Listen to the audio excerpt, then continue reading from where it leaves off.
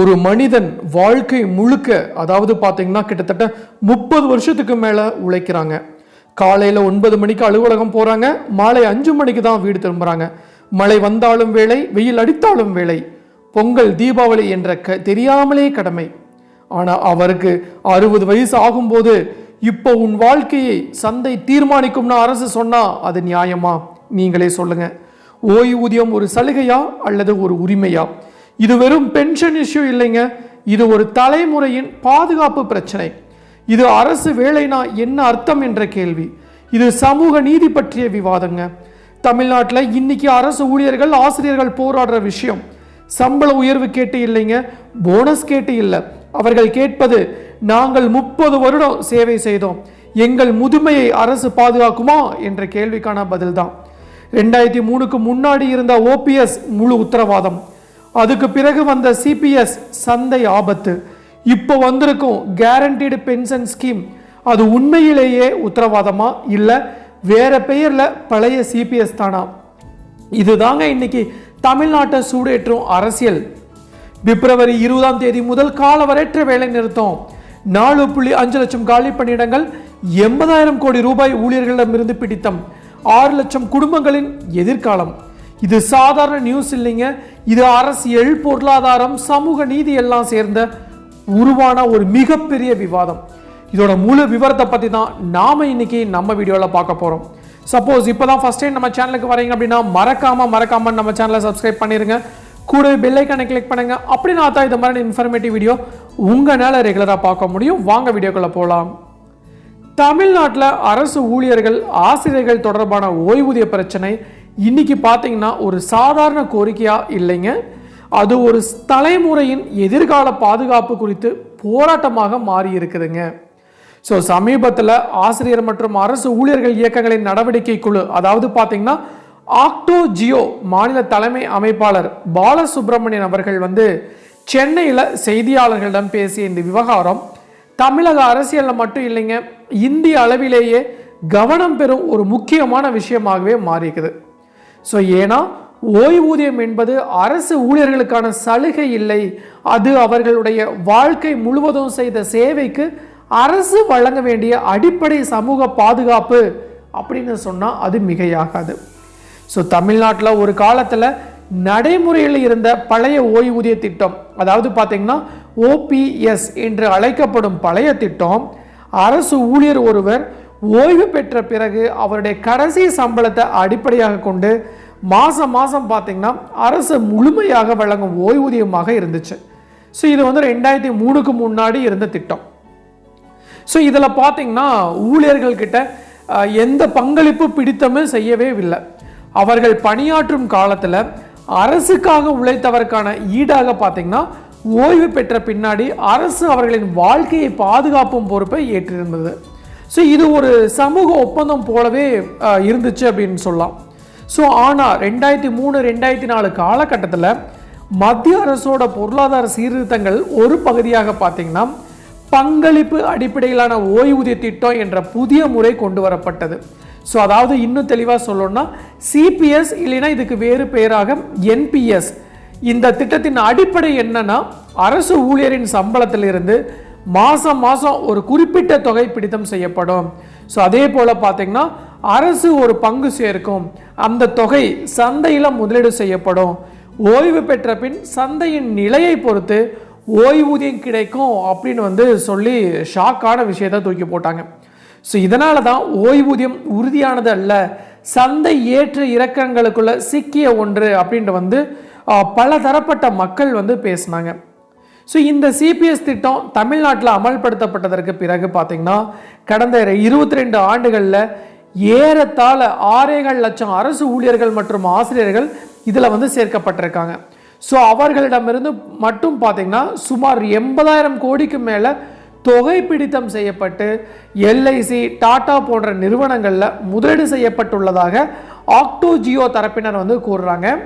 So இங்கே ஒரு அடிப்படை கேள்வி எழுதுங்க, ஒரு அரசு ஊழியர் தன் சம்பளத்தில் இருந்து பணம் செலுத்தி அதையே முதலீடு செய்து அதிலிருந்து ஓய்வூதியம் பெற வேண்டும் என்றால், அப்படி என்றால் அரசு ஏன், அரசு வேலை என்பதன் பாதுகாப்பு என்ன, சமூக நன்மை எங்கே அப்படிங்கிற கேள்விகள் அரசை நோக்கி எழுந்த வண்ணமே இருந்துச்சுங்க. ஸோ இதுதான் இந்த போராட்டத்தோட மைய கேள்வியே. அரசு ஊழியர்கள் யாரும் அரசிடம் இலவசமாக எதையுமே கேட்கல. அவர்கள் கேட்கறது என்னன்னா, தேர்தல் நேரத்தில் அரசியல் கட்சிகள் மக்களுக்கும் அரசு ஊழியர்களுக்கும் கொடுத்த வாக்குறுதிகளை நிறைவேற்ற வேண்டும் அப்படிங்கிறது தான்.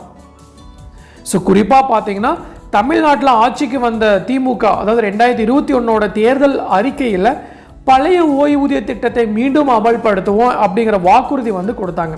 ஸோ அதை தான் இன்னைக்கு ஆக்டோ ஜியோ உள்ளிட்ட அமைப்புகள் நினைவூட்டுறாங்க.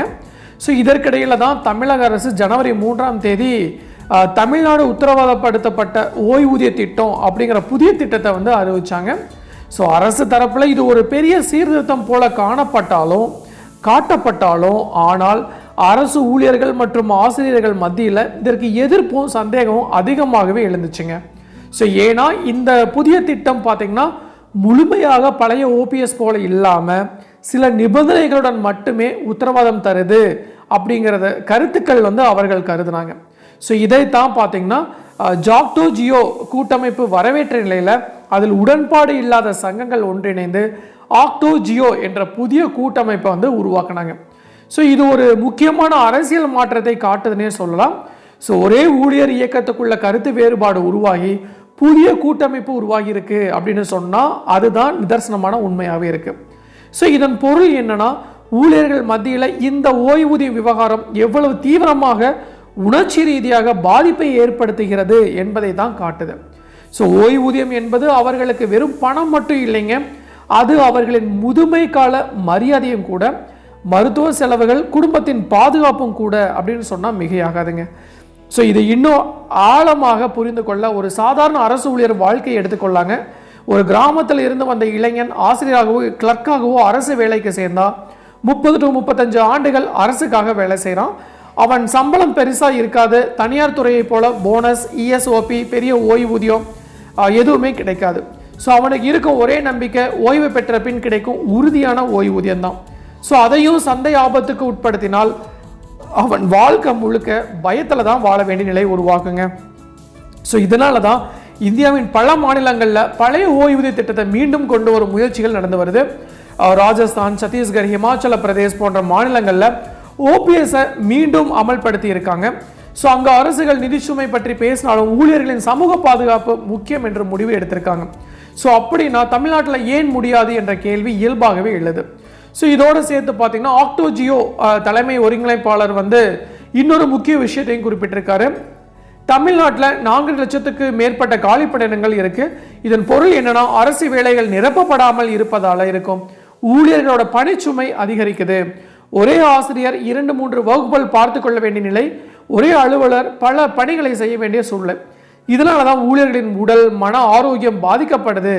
ஸோ அதே சமயம் வேலை வாய்ப்பு இல்லாத இளைஞர்களின் கோபமும் அதிகரிக்குது அப்படின்னு சொல்லியிருக்காங்க.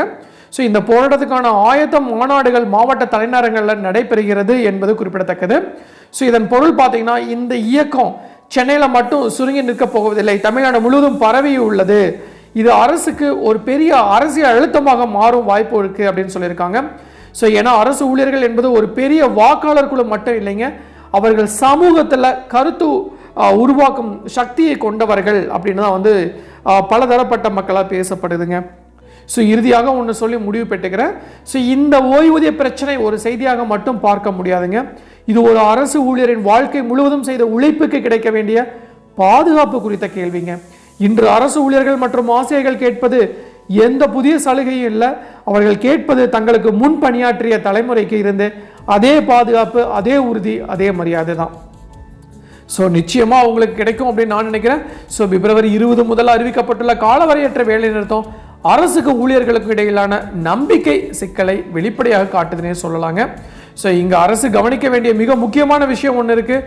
அரசு ஊழியர்கள் என்பது அரசுக்கு எதிரானவர்கள் இல்லைங்க, அவர்கள் தான் அரசின் முதுகெலும்பு. பள்ளிகள் இயங்க, மருத்துவமனைகள் செயல்பட, அலுவலகங்கள் திறக்க, திட்டங்கள் மக்களை அடைய இந்த அரசு ஊழியர்களின் உழைப்பே அடிப்படைங்க. அவர்களின் எதிர்கால பாதுகாப்பு உறுதி செய்யாமல் ஒரு வலுவான நிர்வாகத்தை கட்டி எழுப்பவே முடியாது அப்படிங்கிறத நான் இந்த நேரத்தில் உங்களை தெரிவிச்சுக்கிறேன். ஸோ நிச்சயமாக உங்களுக்கு ஒரு சூப்பரான முடிவு, பாசிட்டிவான அப்டேட் கிடைக்கும் அப்படின்னு நான் நினைக்கிறேன். ஸோ மீண்டும் இன்னொரு நாள் இது மாதிரி சுவாரஸ்யமான இன்ஃபர்மேட்டிவ் வீடியோவுடன் உங்களை சந்திக்கும் வரை உங்களிடமிருந்து விடை பெறுவது உங்கள் மஞ்சள் மாநகர மைந்தன் சிவா.